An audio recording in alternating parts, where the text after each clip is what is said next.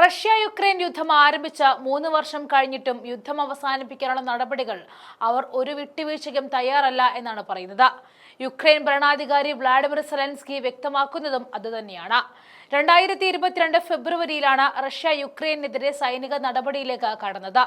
എന്നാൽ റഷ്യയും യുക്രൈനെയും യുദ്ധമുഖത്തേക്ക് എത്തിച്ചത് അന്നത്തെ അമേരിക്കയുടെ പ്രസിഡന്റ് ജോ ബൈഡൻ തന്നെയായിരുന്നു. റഷ്യയുടെ സൈനിക നടപടിക്കെതിരെ യുദ്ധം ആരംഭിക്കാൻ യുക്രൈൻ തയ്യാറായത് അമേരിക്കയുടെ പിന്തുണ കൊണ്ട് മാത്രമാണ്. മറ്റ് രാജ്യങ്ങളെ അപേക്ഷിച്ച് യുക്രൈന്റെ സൈനിക ശേഷി വളരെ ദുർബലമായിരുന്നു. മാത്രമല്ല, ആവശ്യത്തിന് യുദ്ധോപകരണങ്ങൾ യുക്രൈന്റെ കൈവശം ഉണ്ടായിരുന്നുമില്ല. റഷ്യയുമായിട്ട് താരതമ്യപ്പെടുത്തുമ്പോൾ റഷ്യയുടെ ചെറിയ ആക്രമണത്തെ പോലും എതിരിടാനുള്ള ശേഷി യുക്രൈനില്ല. റഷ്യയുടെ കൈവശമുള്ള ആയുധങ്ങളെ അമേരിക്കയ്ക്ക് പോലും ഭയമാണ്. ഇത്തരത്തിലുള്ള റഷ്യയോട് നേരിട്ട് ഏറ്റുമുട്ടാൻ സെലൻസ്കി ഭരണകൂടത്തിനായിരുന്നില്ല. ഇതോടെ തങ്ങളുടെ ജന്മശത്രു എന്ന് അമേരിക്ക വിശേഷിപ്പിച്ചിരുന്ന റഷ്യക്കെതിരെ പോരാടാൻ ചുരുക്കത്തിൽ ബൈഡൻ ഗാലറിയിൽ നിന്ന് റഷ്യ യുക്രൈൻ യുദ്ധം കണ്ട് ആസ്വദിക്കുകയായിരുന്നു. റഷ്യക്കെതിരെ യുദ്ധം ചെയ്യുവാൻ ആയുധങ്ങളും ബില്യൺ കണക്കിന് തോക്കുകളും യുക്രൈനിലേക്ക് ഒഴുകി. യുദ്ധം അവസാനിപ്പിക്കാൻ മധ്യസ്ഥത വഹിക്കേണ്ട ബൈഡൻ യുദ്ധം അവസാനിപ്പിക്കാൻ ശ്രമിക്കാതെ അതിനെ പ്രോത്സാഹിപ്പിച്ചുകൊണ്ടിരുന്നു.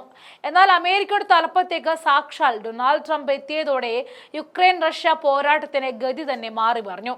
യുദ്ധപ്രിയനല്ലാത്ത ട്രംപ് താൻ അധികാരത്തിലെത്തി 100 ദിവസങ്ങൾക്കിപ്പുറം റഷ്യ യുക്രൈൻ യുദ്ധം അവസാനിപ്പിക്കുമെന്ന് പ്രഖ്യാപിച്ചു.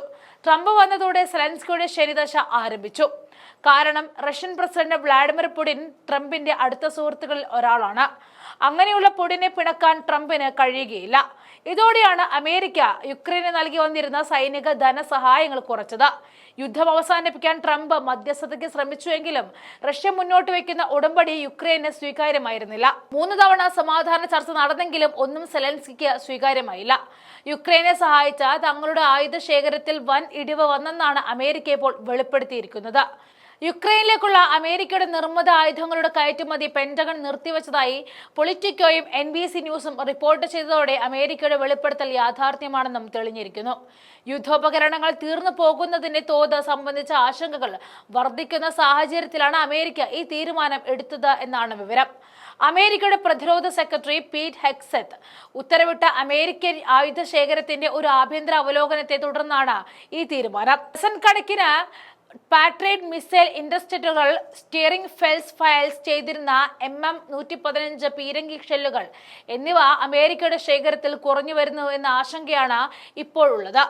ബൈഡൻ ഭരണകൂടത്തിന്റെ കീഴിൽ നിലവിലുള്ള അമേരിക്കൻ സൈനിക സ്റ്റോക്കുകളിൽ നിന്നും നേരിട്ടുള്ള പിൻവലിക്കലുകൾ, പ്രതിരോധ കരാറുകളിൽ നിന്നും പുതിയ ഉൽപാദനം കരാർ, അസിസ്റ്റന്റ് ഇനിഷ്യേറ്റീവ് എന്നിങ്ങനെ 2 സംവിധാനങ്ങളിലൂടെയാണ് പ്രസ്തുത ആയുധങ്ങൾ ധനസഹായം ലഭിച്ചിരുന്നത്.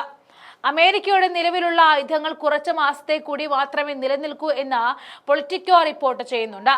അമേരിക്കയുടെ പ്രതിരോധ ആവശ്യങ്ങൾക്ക് മുൻഗണന നൽകുന്നതിനുള്ള ഒരു അനിവാര്യമായ നടപടിയാണ് വൈറ്റ് ഹൌസ് പ്രസ് സെക്രട്ടറി അന്ന കെല്ലി ഈ നീക്കത്തെ ന്യായീകരിച്ചത്.